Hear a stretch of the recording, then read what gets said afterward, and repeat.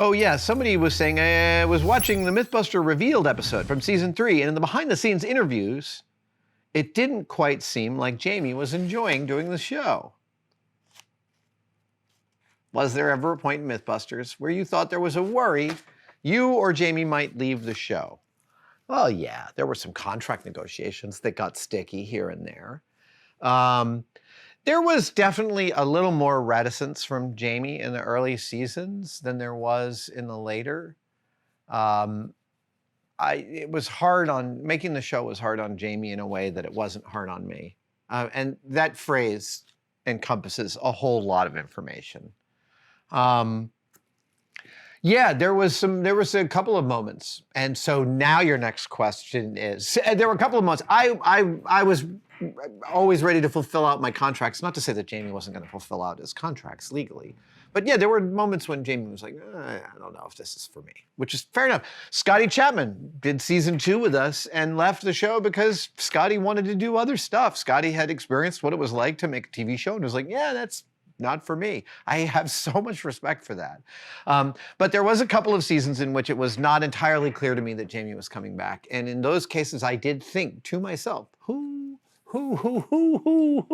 would be, who would I want to partner up with to do this show? And funnily enough, both Jamie and I came up with the same answer. And it was my old supervisor from Industrial Light and Magic, Michael Lynch.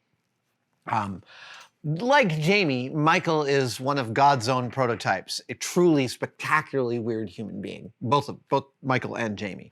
And like Jamie, a completely world-class engineer with no fear of the camera, in the same way that Jamie, not in the same way that Jamie had no fear of the camera. They had different lacks of fear of the camera. Everyone has their own relationship to it, man. It really is true. But yeah,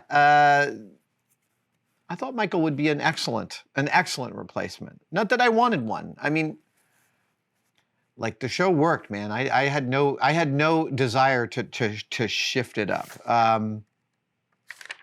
REMYM 1362 Remim says they want to ask a question about the myth of 2 fused bullets together. Normally, the probability is canceled with several different types of collision, but I think that the 2 bullets in your case are manipulated with an automaton during the shot. That is a weird turn of phrase. I'm finding myself wondering if this wasn't translated.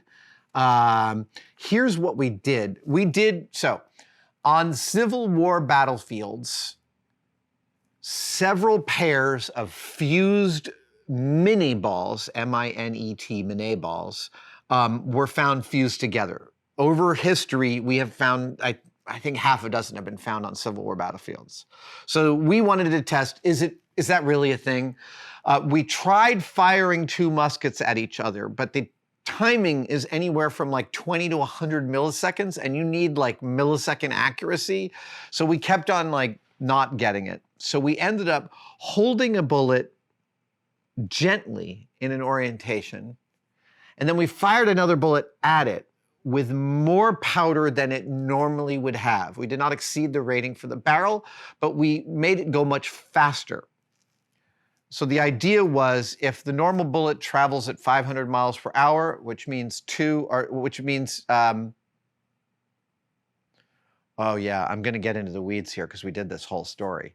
At any rate, there's this car story we did because it's hard for people to understand. When 2 cars hit face on like this at the exact same speed, you would believe that if they're both going 100 miles an hour, it's like a car hitting a wall at 200 miles an hour, but it is not. The force is not additive. We did it on the show. Built a spectacular methodology. So some of that explanation would probably work in talking about these bullets, but the final methodological construction I came up with was, I held 1 bullet between 2 screws just in the forward orientation, and I fired another at it at point blank range, but accelerated the amount of, increased the amount of powder to increase the speed at which the bullet came out, and they did fuse together, and they looked precisely like bullets that had been found on a Civil War battlefield.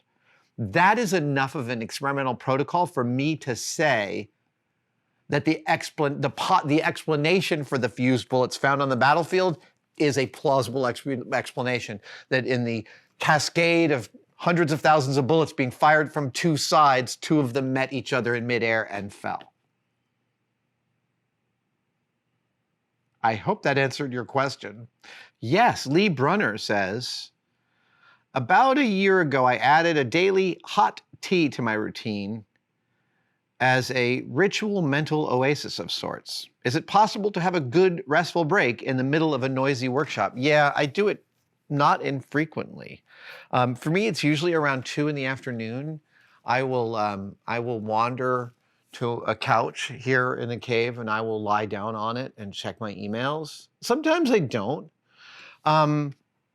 Working alone requires less of that for me, but I will tell you that in production on MythBusters, I took a nap every single day.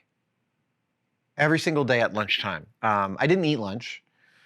I don't eat lunch. So yeah, every day at lunchtime, I would usually sleep under my desk if we were in the office, or I would sleep in my car if we were on location. Also, I'm slightly hard to wake up, and I often in the past have had a startle response to waking up. And so when I told my wife, I was like, yeah, sometimes I sleep in my car. And she's like, you make your producers wake you up? And I'm like, no. I put the radio next to my head and they wake me up on the radio. Because she was thinking like, the idea of like someone having to go to their boss and their boss will be like, oh, wake up would be terrible for them. And it is. I saw that and I stopped doing that. I put the radio next to my head so they could wake me up remotely. Yeah, I think it is possible to take a restful break in the middle of a noisy day, and I think it's important to. I, in particular, in my extroversion, need a lot of downtime. So people ask like what I do in my recreational time. Not a lot. I go home at 5:30, and we watch TV and we surf and we chat and we hang out on the deck, and it's very quiet. And that respite in the middle of a busy day is really, really vital. It used to be that I needed a cookie at about 4 in the afternoon. No longer. I still will have a snack sometimes mid-afternoon, but I try and go for the savory. I tempt to go for the savory. Thank you so much for watching. If you'd like to support us even further, you can by becoming a tested member. Details are, of course, below, but it includes all sorts of perks, and we're building them all the time. You get advanced word and behind-the-scenes photos of some of our projects. Questions, you get to ask direct questions during my live streams, and we have some members-only videos, including the Adam real-time series of unbroken, unedited shots of me working here in the shop. They are weirdly meditative. Thank you guys so much. I'll see you on the next one.